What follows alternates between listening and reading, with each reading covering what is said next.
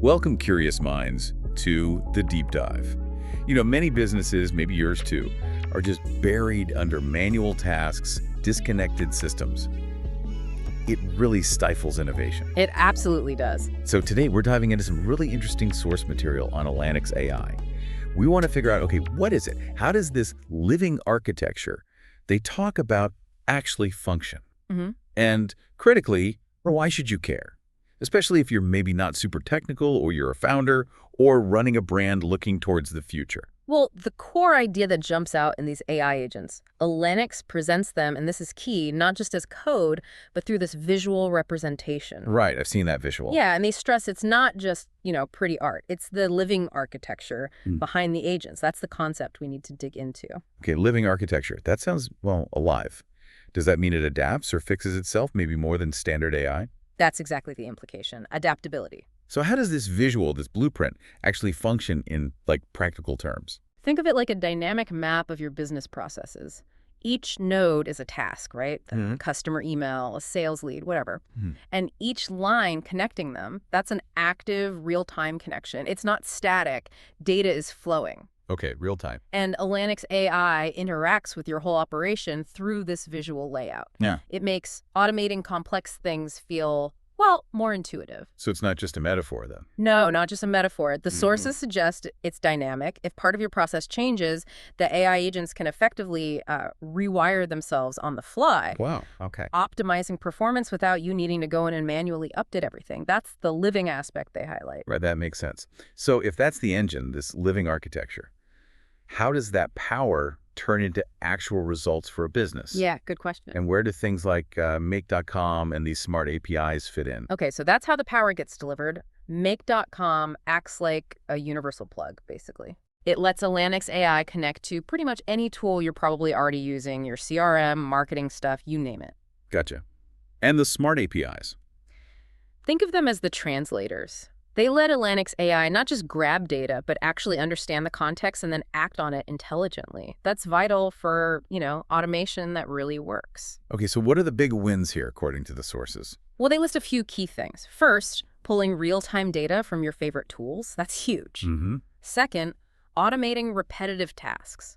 We're talking potentially saving hundreds of hours. Hundreds of hours. That gets attention. Definitely. Third, building creative systems that are really unique to your brand, not just off-the-shelf stuff. And scaling. And scaling, yeah. Effortlessly is the claim, without necessarily having to hire more people just to manage the workload. Those are really strong benefits. For a founder, that sounds less like just automation and more like adding a super efficient department, but without the overhead. Exactly, that's the appeal. So can you give us a feel for where this is actually being used? What kinds of sectors? The range mentioned is pretty wide. You've got real estate for things like lead follow-up or property matching. Okay. Healthcare, maybe streamlining patient intake or reminders. Retail, personalizing customer experiences, managing inventory. So quite diverse. It goes from sales and finance right through to really specific niches like garden services or even salons and restaurants, manufacturing, insurance. The list is long. Okay.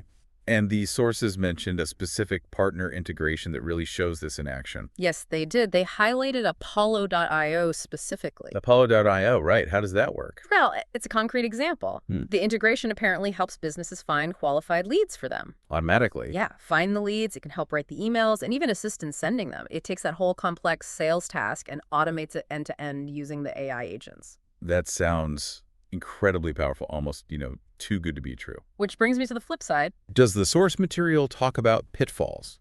Potential downsides or complexities people should be aware of? It does, and it's important they do. They actually have a section titled something like, Too Good to Be True. Let's break down the top 3 hidden downsides of Gen AI. Okay, good. So they're not shying away from it. No, and it also covers what to do about them. A key takeaway seems to be about human oversight. Ah, right. Keeping a human in the loop. Exactly. While the AI offers huge efficiency gains, the sources stress needing humans to check data accuracy, ensure ethical decisions are made. It's like a safety net. So leverage the power, but stay in control. Precisely. It's about balance. So To kind of sum it up, Elanix AI seems to be offering these modular, scalable solutions. It leverages the tools you likely already have, adds these smart APIs, Yeah.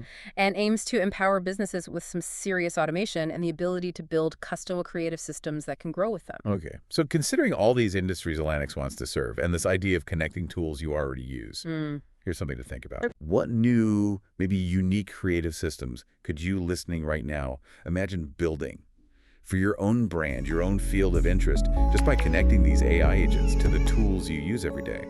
Interesting question. Definitely something to mull over. Think about that until our next deep dive.